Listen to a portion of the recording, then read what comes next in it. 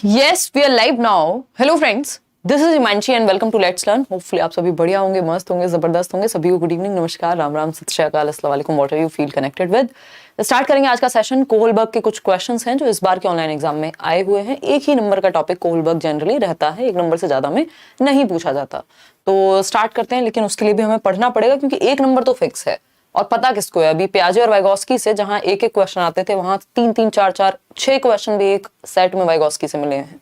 तो उस केस में अगर मल्टीपल क्वेश्चंस आ जाएं, 2 क्वेश्चन आ जाएं, 3 क्वेश्चन आ जाएं, किसी और ऑप्शन में आपको एलिमिनेट करने में मदद मिले, तो ये थियरी आपको आनी ही चाहिए.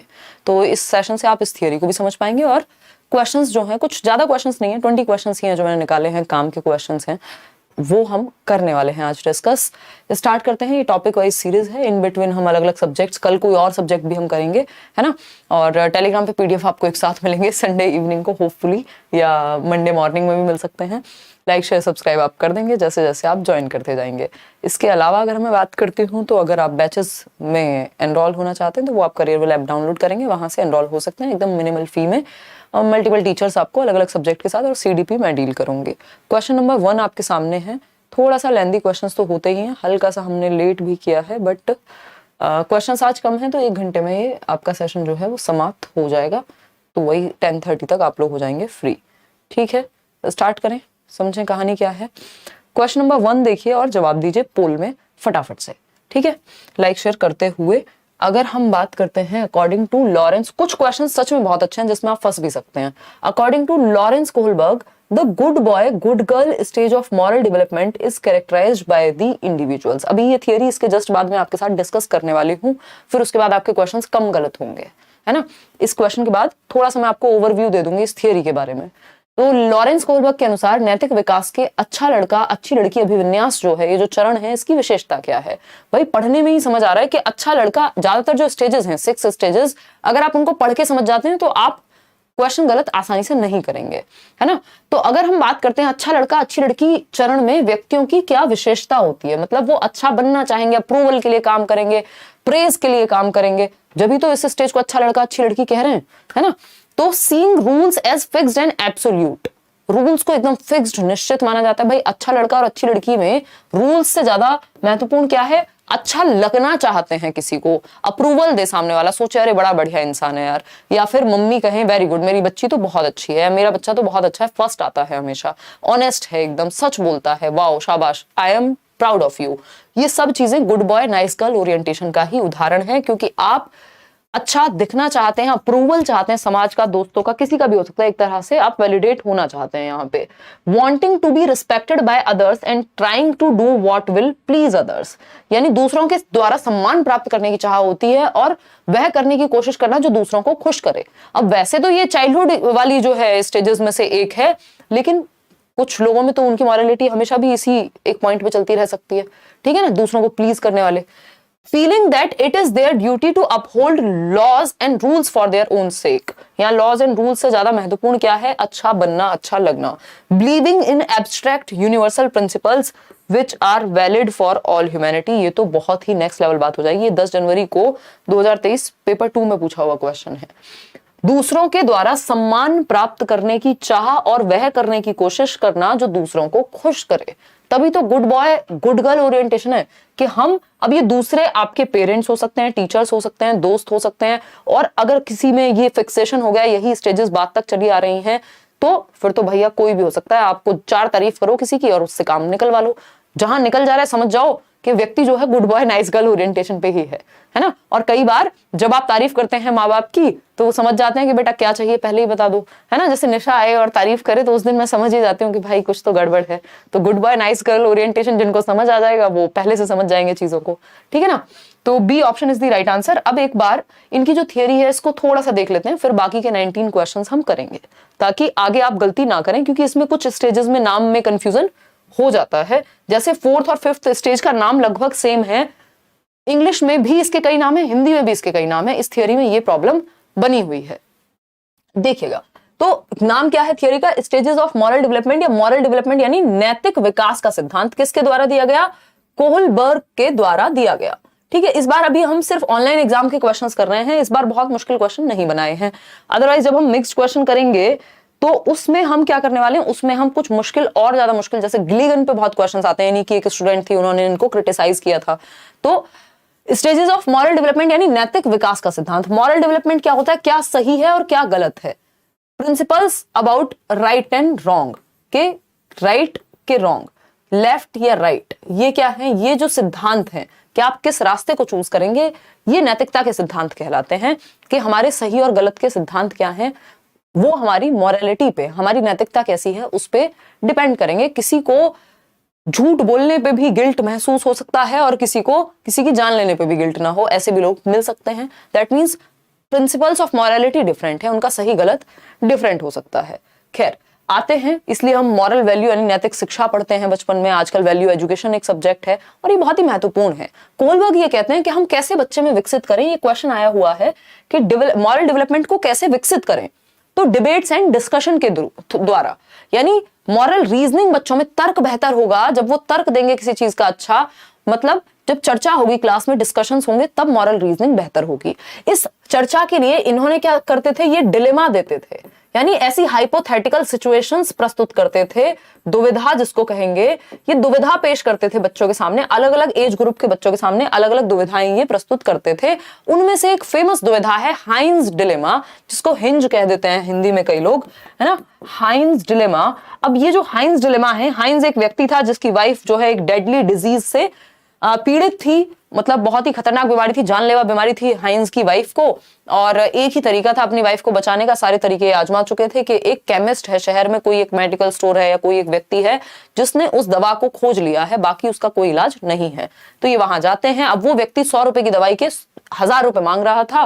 क्यों? क्योंकि उसने कहा भाई मैंने ये दवाई जो है इन्वेंट की है, इजाद की है, मेरा इसमें समय गया है, अब मेरी मर्जी में इसे कितने प्राइस पे बेचना चाहूं। अब हाइंस कोशिश करते हैं, मान लीजिए 1000 रुपए उन्होंने इकट्ठे भी कर लिए, लेकिन बाकी के 9000 नहीं कर पा रहे हैं मांग के या जैसे भी। तो वो कह रहे हैं भाई मैं बाद में दे दूंगा आधे पैसे आपको, या ऐसे कर लो कम में दे दो। वो मना कर देता है केमिस्ट के, नहीं मैं तो पूरे पैसे लूंगा जितने मुझे चाहिए अपनी डिमांड के हिसाब से। अब देखा जाए तो कई लोग कहेंगे कि भाई वो भी तो गलत कर रहा था, और कई लोग कहेंगे कि अब हाइंस ने क्या किया, ऐसी स्थिति में उसके पास एक ही रास्ता बचता है, या तो वो चोरी कर ले। दो रास्ते होते हैं बेसिकली हमेशा किसी भी दुविधा में, या तो वो चोरी करके उस दवा को ले आए या फिर अपनी वाइफ को मरने दे। अब हाइंस जो है वो हम सभी की तरह आम मनुष्य है ना, हाइंस ने कर ली चोरी और वाइफ की जान बचा ली उस दवा को लेकर के। रात को जाकर के उसने केमिस्ट की शॉप से वो चुरा ली दवाई। अब हाइंस ने क्या सही किया ये करके या गलत किया, अलग अलग एज के लोग इस चीज को अलग अलग तरीके से सही और गलत में बांटेंगे। क्यों? क्योंकि जब आप छोटे होते हैं तो आपका सही गलत डर पे होता है कि पनिशमेंट मिलेगी, इसलिए ऐसा नहीं करना चाहिए था। किसी बच्चे ने कहा तो इसका मतलब वो पहले लेवल पे था, वो चाइल्डहुड की स्टेज में था।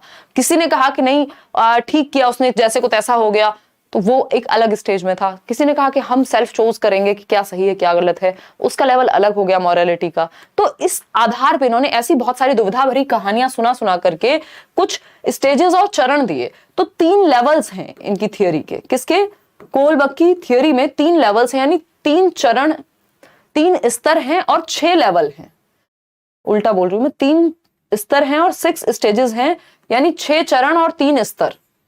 ठीक है ना, हर एक स्तर पर 2-2 चरण हैं, यानी हर एक लेवल पे 2 स्टेजेस हैं। लेवल 1 फिर उसमें 2 स्टेजेस हैं, लेवल 2 फिर उसमें 2 स्टेजेस हैं, लेवल 3 फिर उसमें 2 स्टेजेस हैं। तो इस तरह से अगर हम देखें, ये दोनों स्टेज मिलाकर के लेवल 1 बनाती हैं, ये दोनों स्टेज मिलाकर के लेवल 2 बनाती हैं, ये दोनों स्टेज मिलकर के लेवल 3 बनाती हैं।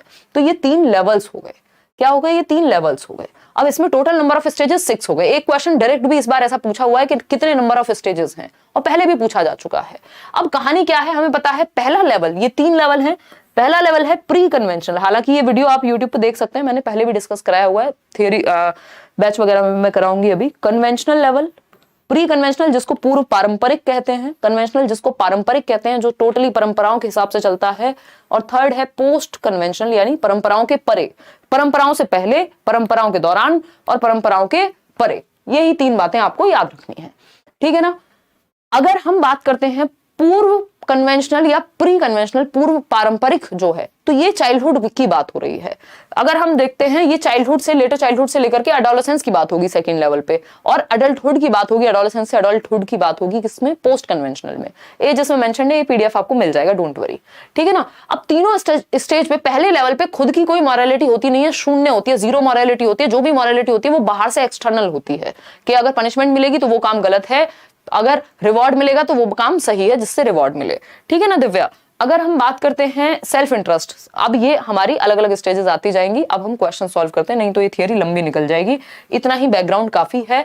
अब ये 3 लेवल और 6 स्टेजेस आपके दिमाग में होनी चाहिए, समझेंगे। अच्छा, इसमें एक चीज मैं आपको बता देती हूँ, जो लेवल 5 है इसको सोशल कॉन्ट्रैक्ट ओरिएंटेशन कहते हैं, और लेवल 4 को लॉ एंड ऑर्डर मोरालिटी, या इसका दूसरा नाम है सोशल ऑर्डर मेंटेनिंग।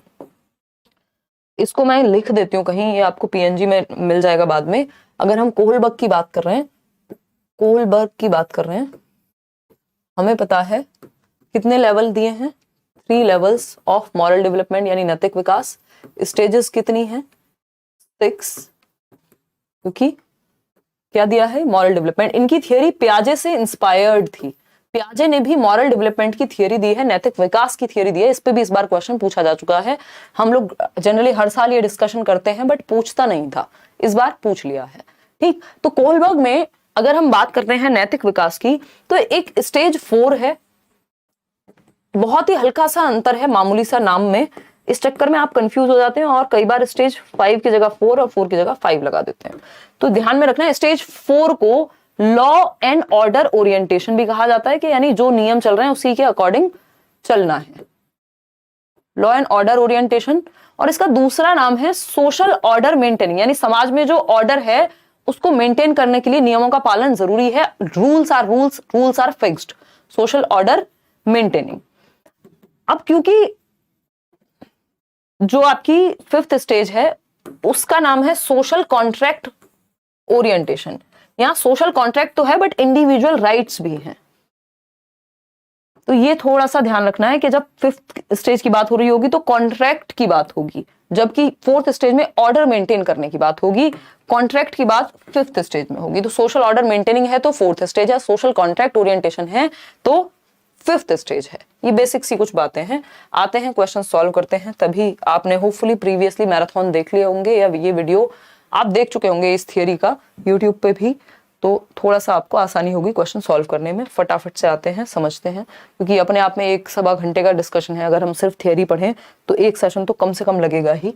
तो अभी उस पर बहुत ज्यादा डीप में ना जाते हुए इधर आ जाते हैं, क्वेश्चन से आपको चीजें समझ में अच्छे से आती हैं, कंफ्यूजिंग नहीं है। जब आप ये समझेंगे और 2 बार उसको रिवाइज कर लेंगे तो चीजें दिमाग में क्या हो जाएंगी, जम जाएंगी। जम मतलब स्टक नहीं हो जाएंगी, सेट हो जाएंगी, ठीक है ना। देखिएगा, D2+B का बैच चाहिए कैसे लें, पीहू राजपूत जाइए, करियर लैब पे डाउनलोड करिए और टीचिंग एग्जाम्स में जा करके और ले लीजिए। अभी तो एडमिशन ओपन होने चाहिए। Nisha ensures to finish given homework to avoid the, देखिए आपको किसी भी क्वेश्चन में बच्चा काम करने के पीछे उसका रीजन क्या है, क्योंकि कोहलबर्ग यही देख रहे हैं कि तर्क क्या है। ये पूरी थियरी तर्क पे बेस्ड है कि मॉरलिटी किस पे बेस्ड होती है, रीजनिंग पे, और रीजनिंग किस पे बेस्ड होती है, कॉग्निटिव मैच्योरिटी पे। और कॉग्निटिव मैच्योरिटी की बात कौन करता है, पियाजे करते हैं। तो पूरा जो रूट कॉज है इस थियरी का वो पियाजे की कॉग्निटिव डेवलपमेंट से निकल करके आता है, ठीक है ना। तो अगर हम देखें तो तर्क पे बात हो रही है यहाँ। तर्क क्या है, किसी भी काम को करने का रीजन क्या है, उसके बेसिस पे सही और गलत डिसाइड होगा। हम यही कहते हैं ना, हमारा लॉबी ये कहता है भाई इंटेंशन अगर आपकी नहीं है, अनइंटेंशनली कुछ हो गया है तो आपको माफी मिल जाती है, ठीक है ना। तो तर्क क्या है इसके पीछे, ये देखना जरूरी है। तर्क है टू अवॉइड द शेम, यानी वो शर्म से बचना चाहती है Nisha, that she may be क्या कह रही हो, नहीं बचना चाहती हो, that she may be subjected to by her teacher for not doing homework, कि अगर होमवर्क नहीं करी तो टीचर जो है शर्मिंदा करेंगे जा करके, है ना। As per Lawrence Kohlberg's theory of moral development this represents reasoning at dash stage. ये कौन से लेवल की स्टेज है, जब बच्चा शेम से बचना चाहता है ना, शर्म से बचना चाहता है, अच्छा दिखना चाहता है टीचर के सामने। तो ए ऑप्शन जो है प्री कन्वेंशनल, बिल्कुल सही बात है। कहां से सही बात है भाई, है कहां से सही बात है, फिर से पढ़ो इसको। देखो, निशा अपना गृह कार्य पूरा करना सुनिश्चित करती है ताकि गृह कार्य पूरा ना होने के कारण अध्यापिका द्वारा शर्मिंदा नहीं किया जाने से बच सके। अब इसका मतलब क्या, शर्मिंदा कहां आता है यहां पे, ये थोड़ी हुआ है कि हाँ बिल्कुल ठीक बात है, तो वो कर किस लिए रही है किसी काम को, ये नहीं कि उसको अच्छा बनना है, ये नहीं कहा उसने कहीं भी, उसने ये कहा है ये करना है क्योंकि ये हो जाएगा, टिट फॉर टैट, जैसे को तैसा, मतलब म्यूचुअल एक्सचेंज। शर्म से बचने के लिए क्या किया जा रहा है, कोई काम किया जा रहा है, ठीक है ना, तो शर्म से बचने के लिए कोई काम किया जा रहा है कह सकते हैं हम, ठीक है। आगे बढ़ेंगे, क्योंकि ऐसा नहीं है कि उसको अच्छा बनने के लिए कोई काम करने की कोशिश में है वो। क्वेश्चन नंबर 3 देखिएगा, ये क्या कहता है, Umed does not eat the chocolate. आज I was not feeling energetic बिल्कुल भी, मैं सोच रही थी छुट्टी करें बट बनता नहीं है क्योंकि पता नहीं कब छुट्टी करनी पड़ जाए, है ना। देखिए, तो उमेद डज नॉट, तो थोड़ा सा कोऑपरेट आप भी करेंगे। Umed does not eat the chocolates that his father has got for guess thinking of what would happen if he would get caught।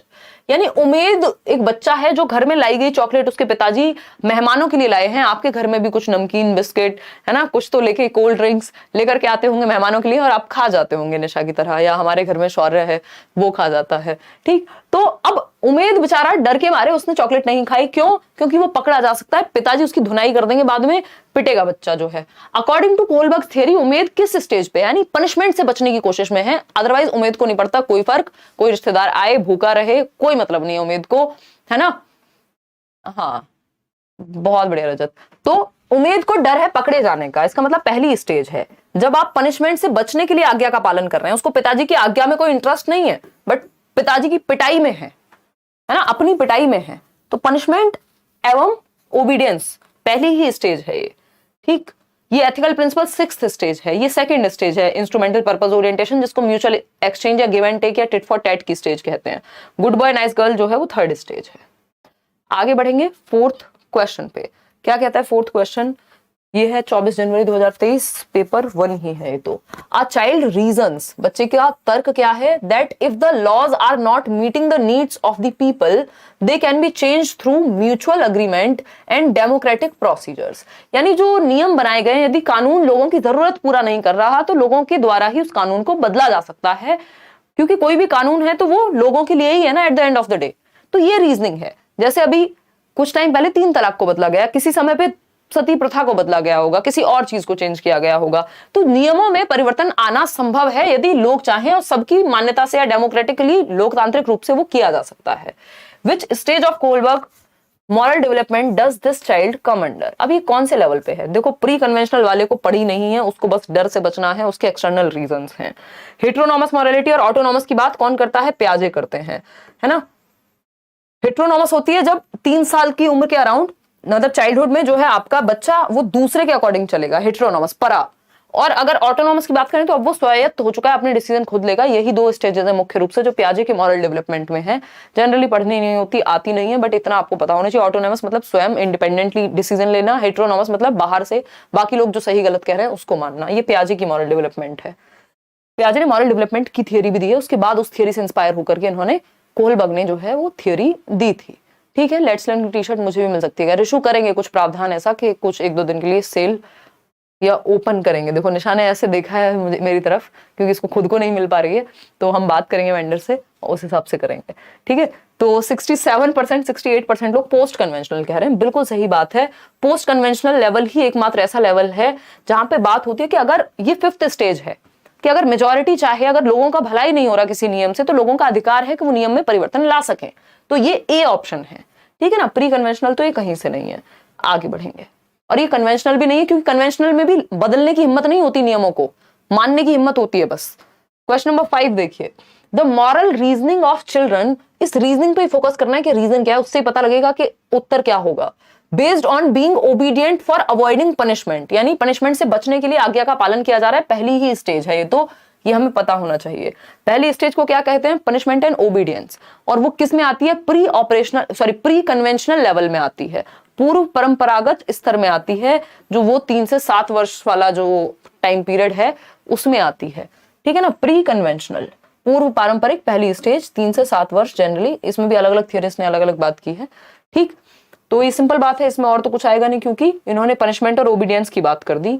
Good boy nice girl की करते तो कन्वेंशनल हो जाता। अब आता है क्वेश्चन नंबर 6, फटाफट से जवाब देंगे। How many stages of moral development does Lawrence Kohlberg propose in his theory?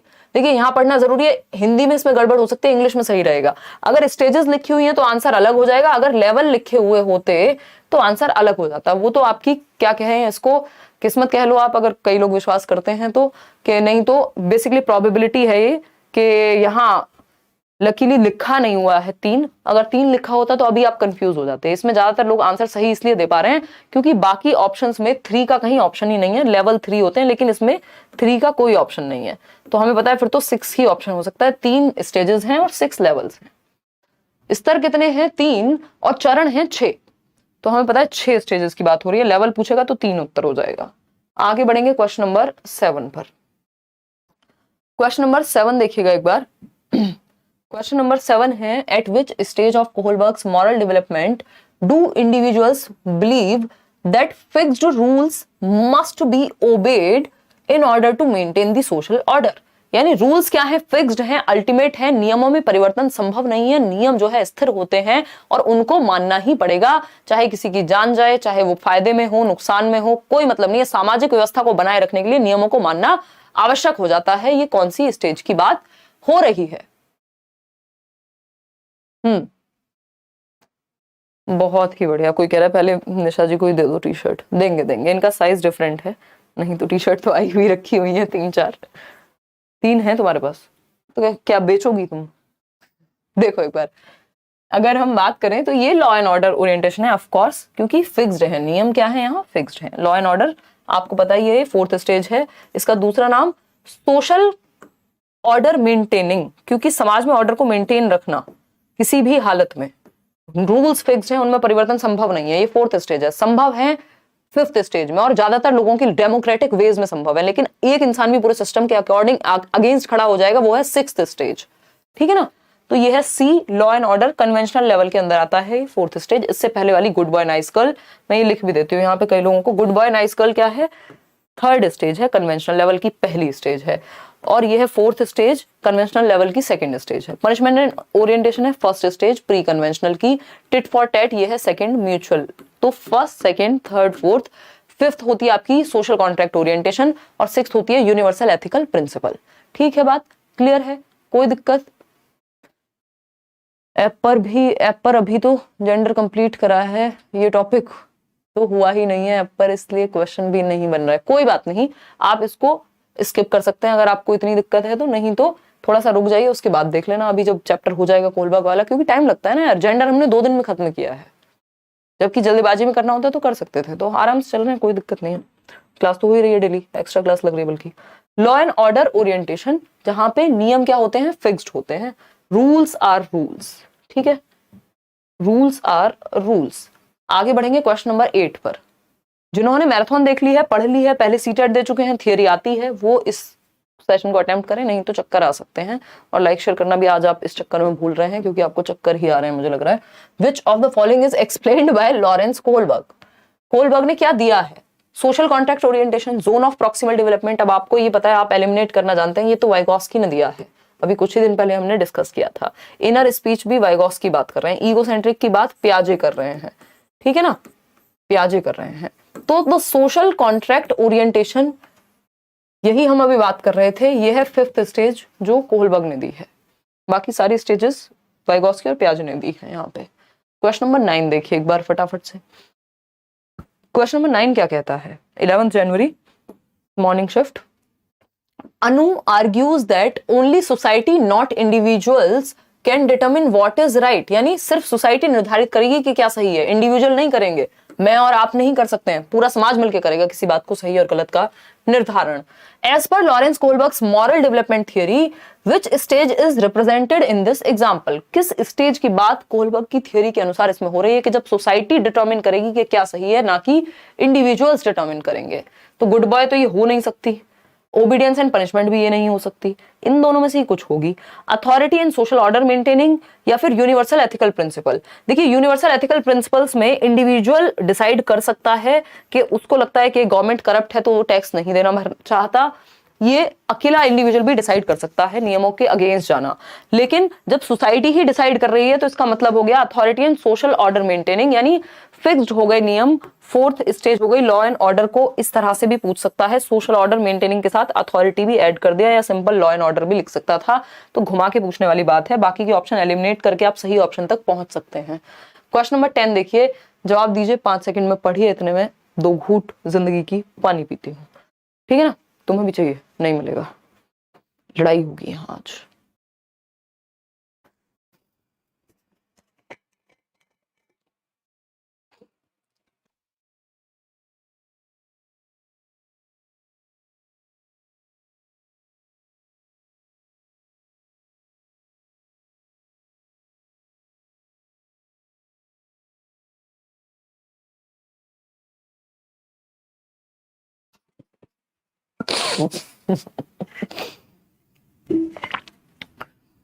तुम्हें झूठा नहीं करना है नहीं, देखो एक बार, तो अभी राहुल ने कहा था पानी चाहिए, तब तो इसने लिया नहीं, अब पियो झूठा बैठ करके। क्वेश्चन नंबर 10 देखिए एक बार।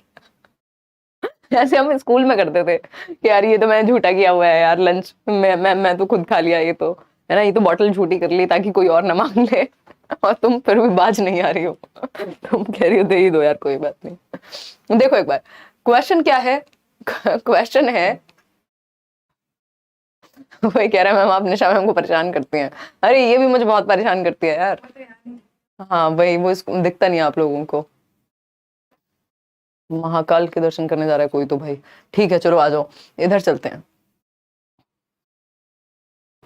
बहुत बढ़िया ऋषु, चलिए आते हैं क्वेश्चन पे, हंसी मजाक चलते रहना चाहिए। B option 64%। Which of the following theory gives significant consideration to discussions and debates in the process of learning? यानी निम्नलिखित में से कौन सा सिद्धांत सीखने की प्रक्रिया में चर्चा और वाद विवाद को बहुत महत्व देता है? अब इसमें आप गलती करेंगे, है ना, इसमें आप गलती करेंगे, और मैंने ये डाला भी इसीलिए इस चैप्टर में ये क्वेश्चन, ताकि आप कंफ्यूज हो, ताकि आपके सामने एक डिलेमा प्रस्तुत हो कि ये सही है कि गलत है, ठीक है ना। तो अगर हम बात करें बी ऑप्शन 64% लोग किस लिए दे रहे हैं? क्योंकि वो बने वेरी स्मार्ट, है ना, वो छोरे बोलते हैं ना वेरी चालाक ब्रो, तो वही बने हो आप। क्यों? क्योंकि आपको लगा कि कोहलबर्ग का चैप्टर है और कोहलबर्ग ही उत्तर होना चाहिए। इसका आंसर कोहलबर्ग नहीं है, 64% लोग गलत हो गए। इसका आंसर जो है वो लेव वाइगोस्की है। ये मैंने इसको क्वेश्चन को यहाँ पुट ही इसलिए किया है, सिर्फ 27% लोग सही उत्तर दे पाए हैं। उसका रीजन ये है कि क्वेश्चन बहुत क्लोज है। अगर इसमें एक शब्द और ऐड कर देता तो, अभी तो चलने देती हूँ पोल, देखना अभी ये सारे बदल जाते हैं। अभी जिन्होंने भी ये बी ऑप्शन दिया था ना, सारे सी कर देते हैं अभी, क्योंकि उनको पता लग गया। अब तो फटाफट से चीटिंग कर लो अपना। देखो एक बार, तो अगर हम बात करें, यहाँ पे एक शब्द का अंतर है। Which of the following theory gives significant consideration to discussions and debates in the process of learning? Moral reasoning, moral development लिखा होता तो यही आंसर कोहलबर्ग हो जाता, क्योंकि यहां लर्निंग की प्रोसेस की बात हुई है, या इन जनरल कुछ नहीं लिखा हो तब भी वाइगोस्की ही ज्यादा बेहतर है, क्योंकि वो सोशियो कल्चरल अप्रोच है जो कॉग्निटिव डेवलपमेंट की बात करेगा, और कॉग्निटिव डेवलपमेंट से लर्निंग की बात होगी, ठीक। तो इसलिए आंसर सी है, क्योंकि वाइगोस्की क्या है, समाज और संस्कृति की बात करते हैं, है ना, ग्रुप में सीखने की बात करते हैं, डिबेट डिस्कशन की बात करते हैं, कोलैबोरेशन की बात करते हैं, असिस्टिव लर्निंग की बात करते हैं। कोई कह रहा है प्यासे को पानी नहीं पिलाओगे तो पाप लगेगा, दे तो दिया यार, अब क्या करें। देखो एक बार, प्यासे को पूछो तब तो मांगते नहीं है। Lawrence Kohlberg's theory of moral development, यानी ये बात तब सही होती है जब यहाँ मॉरल रीजनिंग या मॉरल डेवलपमेंट में बात होती, कि मॉरल डेवलपमेंट में, नैतिक विकास में वाद विवाद और चर्चा की इंपॉर्टेंस को किसने दर्शाया? तो कोहलबर्ग। लेकिन इन जनरल पूछा है, मॉरल डेवलपमेंट नहीं लिखा है, तो आपको फिर उस हिसाब से देखना पड़ेगा, यहाँ वाइगोस्की है, ठीक है ना। हालात बदल दिए, जज्बात बदल दिए, यही हुआ है आपके साथ अभी, है ना। चलिए खैर कोई बात नहीं। तो इसलिए जरूरी है कि आपको इस तरह की डिलेमा में डाला जाए।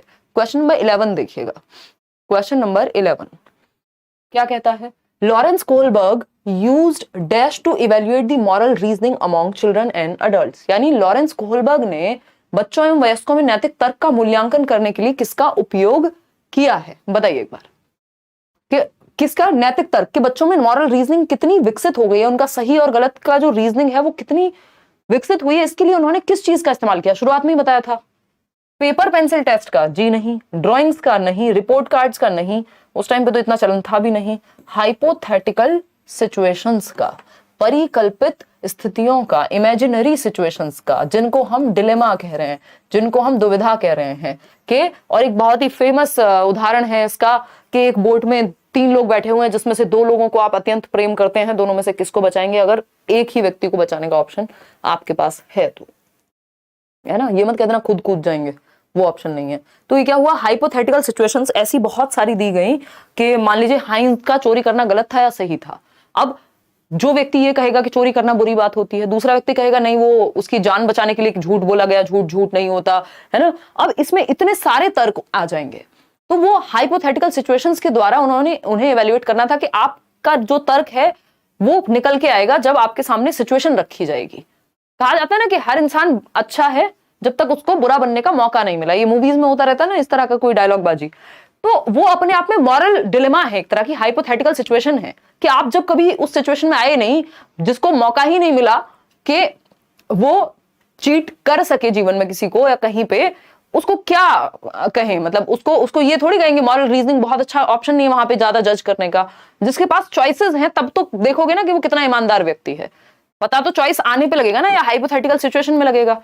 हालांकि इस थियरी के लिए इनका जो है ऋषु, इनको क्रिटिसाइज भी किया गया कि ये इमेजिनरी सिचुएशंस हैं, रियल लाइफ में व्यक्ति कुछ और कर सकता है, जब पूछा जाए तो कुछ और कर सकता है। पूछने पे तो हर कोई कह देगा मेरे से बड़ा तो कोई हरिश्चंद्र है ही नहीं सत्यवादी, लेकिन जब सिचुएशन आती है तो लोग अलग तरह से एक्ट कर सकते हैं। तो ये इनका क्रिटिसिज्म भी है इसकी वजह से। इस थियरी को जेंडर बायस थियरी भी कहा गया है, कैरल गिलिगन जो इन्हीं की स्टूडेंट हैं उनके द्वारा।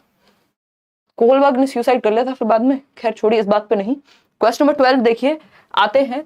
Nuri judges other actions based on the others' actions based on the argument that we have some duties towards society and we should obey rules for that sake. As per Lawrence Kohlberg, what stage of moral reasoning is Nuri at? बताइए, जवाब दीजिए फटाफट से। 2 बार पढ़ा है इसलिए समझ आ रहा है, बहुत बढ़िया जी। प्रोफेसर ने बोला है 17 डेज में और 110 और 107 है। बहुत ही बढ़िया बात है प्रोफेसर, अगर आप 10 दिन में तैयारी करके 107 110 ले आए तो।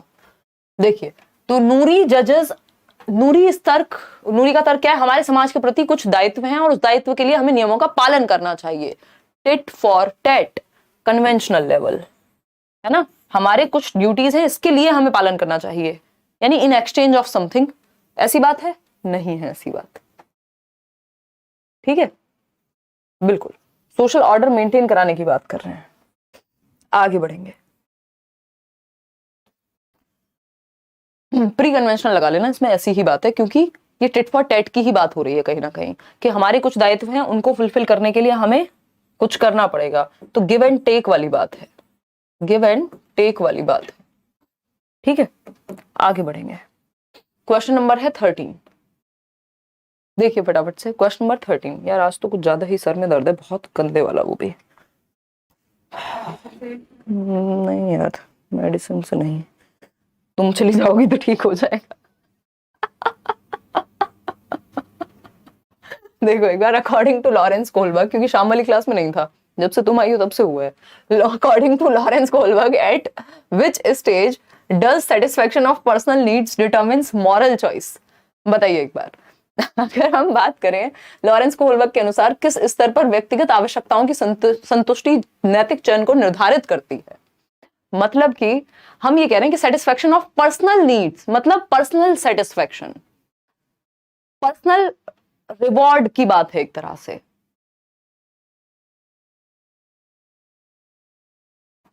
यार अभी तो डेली जिम नहीं गई हूं भाई ऋषु, 8 महीने से कम से कम।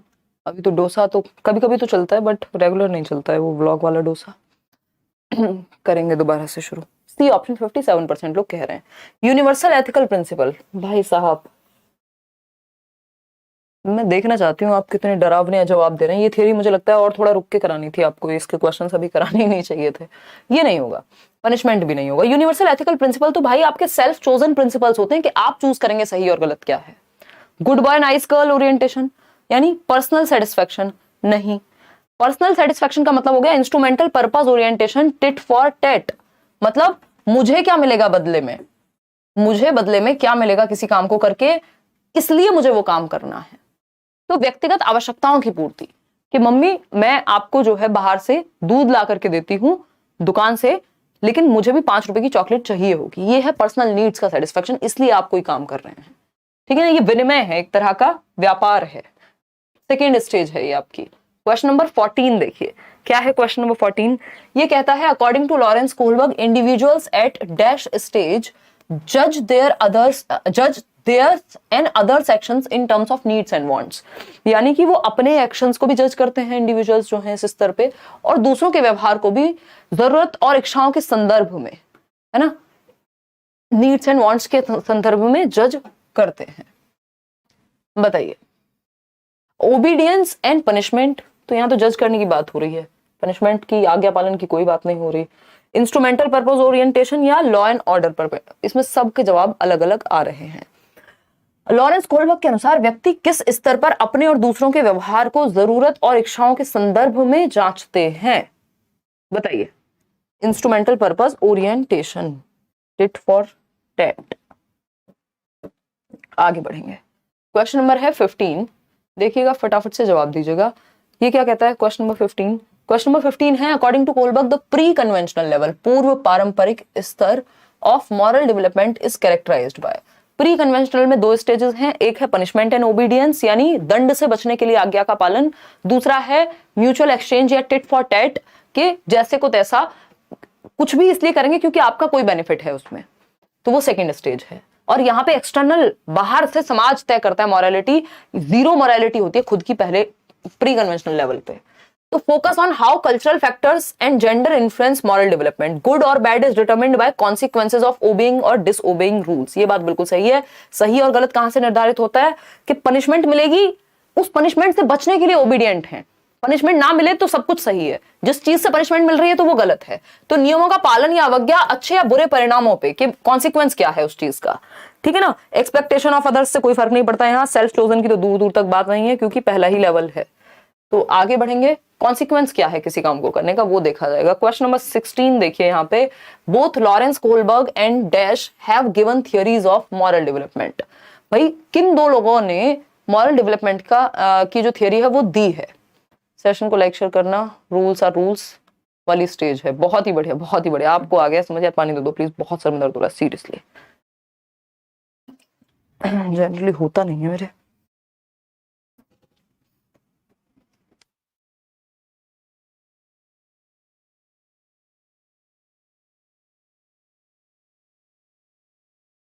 ये शायद लाइट वगैरह से है, पता नहीं कैसे हो रहा है। एक तो तुमने ना खाना खिला दिया आज मुझे, पहले क्लास के बाद खाना खाना होता है, वैसे ही लेथार्जिक हो जाए इंसान। तुम नहीं भी खाती तो कोई हेल्थ तो कम हो नहीं जाती तुम्हारी, 1 घंटे बाद खा लेती। देखो एक बार, both Lawrence and both Lawrence and Kohlberg नहीं, बोथ लॉरेंस कोहलबर्ग एंड पियाजे, है ना। बोथ लॉरेंस एंड कोहलबर्ग नहीं, both Lawrence Kohlberg and पियाजे have given theories of moral development. Basically पियाजे ने भी और कोहलबर्ग ने भी, दोनों ने ही नैतिक विकास के सिद्धांतों को दिया है। पहले पियाजे ने दी थी थियरी, वो थियरी पूरी तरह से कंप्लीट नहीं मानी जाती। उसके बाद इस थियरी पे बेस्ड, पियाजे के मॉरल डेवलपमेंट पे बेस्ड, कोहलबर्ग ने जो है थियरी दी, जिसको मॉरल डेवलपमेंट की थियरी के नाम से हम जानते हैं। पियाजे वाली उतनी फेमस नहीं है, लेकिन इसमें 2 मुख्य स्टेजेस हैं, हालांकि 2 और सब स्टेजेस भी हैं। एक है हेट्रोनॉमस मॉरलिटी और दूसरी है ऑटोनॉमस मॉरलिटी। हेट्रोनॉमस है परायत यानी दूसरों के अनुसार, और ऑटोनॉमस है खुद से द्वारा चूज किए गए रूल्स। तो जीन पियाजे और कोहलबर्ग दोनों ने मॉरल डेवलपमेंट, नैतिक विकास का सिद्धांत दिया है। जीन पियाजे का कॉग्निटिव डेवलपमेंट ज्यादा फेमस है, इसलिए हम उसी को जानते हैं। अदरवाइज तो कोहलबर्ग, उन्होंने इंटेलिजेंस से लेकर लगभग हर फील्ड में काम किया है पियाजे ने। बहुत तेज बारिश हो रही है दिया के, हाँ बहुत बढ़िया। लगवाएंगे साहिल, नेक्स्ट कमिंग वीक में आपकी कोहलबर्ग की थियरी हो जाएगी बैच में। यू आर वेरी फनी यार, बस क्या बताएं बबीता, मजबूरी कहते हैं इसे।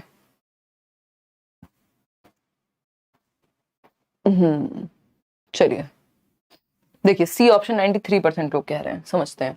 Who among the following proposed a sequence of developmental stages to describe moral reasoning among children and adults? देखिए, moral reasoning, नैतिक तर्कणा की बात एकमात्र व्यक्ति जो है कोहलबर्ग हैं इसके बारे में बात करने वाले, है ना। कोहलबर्ग है, नैतिक तर्क की बात की ही इन्होंने है। पियाजे कॉग्निटिव मैच्योरिटी की बात कर रहे थे, इन्होंने उसको तर्क पे ले जा करके छोड़ा, सी ऑप्शन। आगे बढ़ेंगे क्वेश्चन नंबर 18। क्वेश्चन नंबर 18 क्या कहता है भाई? According to Kohlberg the last stage morality of individual principles and conscience of moral development is characterized by the individuals। यानी कोलबर्ग के अनुसार नैतिक विकास के अंतिम चरण व्यक्तिगत सिद्धांतों की नैतिकता और विवेक के व्यक्तियों में क्या विशेषता होती है? बताइए, फटाफट से बताइए। तो according to Kohlberg the last stage morality of individual principles and conscience of moral development is characterized by the individuals। यानी बेसिकली जो चेतना है और सिद्धांत हैं जो खुद के द्वारा चूज होते हैं लास्ट स्टेज में, वो किस चीज से संबंधित होंगे? रूल्स को फिक्स्ड देख के, तो रूल्स को जो फिक्स्ड मानेगा वो अपने सिद्धांत कहां से बनाएगा? Wanting to be respected by others, यहाँ पे फर्क नहीं पड़ता इज्जत मिल रही है नहीं, आप अपने सिद्धांतों के लिए खड़े हो जाते हैं। Feeling that it is their duty to uphold laws and rules for their own sake, नहीं। Believing that individuals must test the social laws rather than follow them blindly, कि भैया जो व्यक्तियों के लिए कानून बना है, कानून के लिए व्यक्ति नहीं बना है, अगर जरूरत पड़े तो आप नियमों को बदल सकते हैं, तो ब्लाइंडली फॉलो करने की बजाय उन नियमों को देखना चाहिए, रिफ्लेक्ट करना चाहिए उन पे। ठीक है ना? जुलाई में कितने तारीख को शुरू होगा पेपर, अभी कुछ भी इस पे नहीं कहना चाहेंगे क्योंकि बोर्ड अपने आप बता देगा 15-20 दिन पहले, जून में पता लग जाएगा आपको ये। Behaving particularly and intentionally in ways that impress the parents and teachers is a characteristic of, यानी किस क्या करने के लिए? इम्प्रेस करने के लिए, है ना? इम्प्रेस करने के लिए मतलब जानबूझकर आप उस तरीके से व्यवहार कर रहे हैं जिससे माता पिता जो हैं वो आपसे प्रभावित हो सके, इम्प्रेस हो सके, है ना? ये आप कई लोग गर्लफ्रेंड और बॉयफ्रेंड के चक्करों में भी कर सकते हैं कि आपको इंप्रेस करना है किसी को, तो आप इसलिए एक तरह का व्यवहार कर रहे हैं, मतलब आप गुड बॉय बन के दिखा रहे हैं या गुड गर्ल बन के दिखा रहे हैं दूसरे की नजरों में। ठीक है ना? तो ये good boy nice girl orientation है। B option is the right answer, कि आपको अच्छा लड़का अच्छी लड़की अभिविन्यास में लिप्त रहना है क्योंकि आपको इंप्रेस करना है सामने वाले को। क्वेश्चन नंबर 20 देखिए, आज के लिए आखिरी सवाल है। द स्टेज 5 यानी 5th social contract orientation post convention level है of course. Morality as given by Lawrence Kohlberg is marked by the belief, यानी 5th स्टेज में कैसी मॉरलिटी होगी, क्या विश्वास पे आधारित होगी? पहला है the physical consequences of an action determine goodness और badness. Obeying rules should bring some sort of benefit in return. In order to maintain the social order, fixed rules must be established and obeyed. Moral decisions should be made in terms of self-chosen ethical principles. बताइए बताइए, फटाफट से बताइए, क्या कहना चाहेंगे इसके बारे में? सी ऑप्शन तो हटा ही दिया, ये सही कैसे होगा? In order to maintain social order, fixed rules must be established. देखिए ये 4th स्टेज की बात हो रही है और हमसे पूछा क्या है? 5th स्टेज के बारे में पूछा है, तो उत्तर क्या होना चाहिए आप खुद बताइए।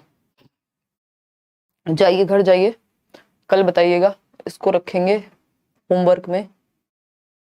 कुछ क्वेश्चन सर के ऊपर से निकले, कोई बात नहीं कुमारी, ये मान लो अभी ये एक फिल्टर है, एक लेयर है प्रैक्टिस की, है ना? अभी आप अगर बैचेस में हैं तो थियरी पढ़ेंगे भी, नए क्वेश्चंस भी वहीं पे साथ में भी सॉल्व करेंगे। मैराथन देख लीजिए, उसके बाद भी जब मिक्स्ड क्वेश्चंस भी कर रहे होंगे तो कुछ कुछ चीजें और अच्छे से क्लियर होंगी, है ना? इस थियरी में ऐसा होता है एट टाइम्स, और आज थोड़ा सा एनर्जी भी लो थी। ठीक, तो लॉरेंस कोलबर्ग द्वारा दिए गए उत्तर पारंपरिक नैतिकता के 5वें चरण की बात हो रही है, जिसको हम कहते हैं सोशल कॉन्ट्रैक्ट ओरिएंटेशन। बताइए, सोशल ऑर्डर मेंटेनिंग नहीं है ये, इसलिए सी ऑप्शन नहीं होगा। Moral decision should be made in terms of self chosen ethical principles, या फिर the physical consequence of an action determine goodness. हाँ नहीं कोई दिक्कत नहीं है, 15 ठीक है, 16 ठीक है। आज 20 क्वेश्चंस ही हैं, इस टॉपिक से एक ही क्वेश्चन आता है, तो ज्यादा क्वेश्चंस इसमें निकालने का फिर वही है, रिपीट होने शुरू हो गए थे क्वेश्चंस, और अभी मिक्स्ड क्वेश्चंस जब होंगे तब भी आपको पेपर से पहले इनफ प्रैक्टिस इस चीज की हो जाएगी। ठीक है ना?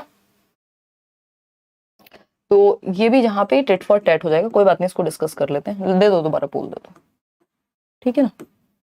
तो ये एक बात हो गई, ये दोनों ना तो बी होगा यहाँ ना सी होगा, क्योंकि ये 4th स्टेज की बात नहीं हो रही, यहाँ 5th स्टेज की बात हो रही है। और क्या पूछा है कि 5वें चरण में सामाजिक अनुबंध अभिविन्यास, यानी इंडिविजुअल के कुछ राइट्स होते हैं और कुछ नियम हैं समाज में, तो अगर जरूरत पड़े तो नियमों को बदला जा सकता है, ये कहेगा पोस्ट कन्वेंशनल स्टेज का व्यक्ति। Physical consequences of an action determine goodness और बैडनेस। किसी क्रिया के भौतिक परिणाम ही उसकी अच्छाई या बुराई को निर्धारित करते हैं, कि यानी क्या सही है क्या गलत है वो कॉन्सिक्वेंस पे डिपेंड करेगा। इसको हम किधर देख सकते हैं, इसको हम देख सकते हैं आपका टिट फॉर टैट टाइप की चीजों में ज्यादा, बट पूरी तरह से इसको गलत नहीं मान सकते, क्योंकि कॉन्सिक्वेंस की बात कहीं और नहीं हुई, ये नहीं होगा, क्योंकि सेल्फ चोजन एथिकल प्रिंसिपल्स जो हैं इन टर्म्स होने चाहिए एंड ऑल, तो ये फिर 6th स्टेज हो जाएगी आपकी। फिजिकल कॉन्सिक्वेंसेस पे ही हम जाएंगे कि अगर किसी की वो झूठ जो किसी की जान बचाने के लिए बोला जाए वो झूठ नहीं होता, ये कॉन्सिक्वेंसेस के बेस पे है। चलिए खैर आज के लिए इतना ही रखते हैं, और किसी भी क्वेश्चन में डाउट हो तो आप कमेंट्स में पूछ लीजिएगा, नोट्स इससे पहले पढ़ लीजिए। और मुझे लग रहा है आज एक आध क्वेश्चन में हम फ्लो में निकले होंगे, तो अगर किसी आंसर में करेक्शन होगा तो आपको इसी वीडियो के नीचे कमेंट्स में मैं लास्ट में एक बार, लास्ट में मतलब कल ही अपडेट कर पाऊंगी, अभी तो नहीं, है ना। चलिए टेक केयर, धन्यवाद। मोना सिंह, आउट ऑफ 20 कितने ठीक हुए वो आप बताएंगे। कल हम कोई और सब्जेक्ट करने वाले हैं, और बस आज के लिए इतना ही। ये टेलीग्राम चैनल पे आपको PDF मिलेगी परसों, लाइक शेयर सब्सक्राइब आप कर दीजिएगा, है ना। धन्यवाद आपका, थैंक यू सो मच। अगर किसी को भी डाउट हो किसी भी क्वेश्चन में, क्योंकि मुझे लग रहा है आज 1-2 क्वेश्चन में हम फ्लो में निकल आए हैं, और ऐसा हो जाता है कई बार, ये डिस्कशन वाले क्वेश्चन होते हैं, तो आप एक बार कमेंट कर दीजिएगा। चलिए धन्यवाद आपका, कल मिलते हैं, थैंक यू।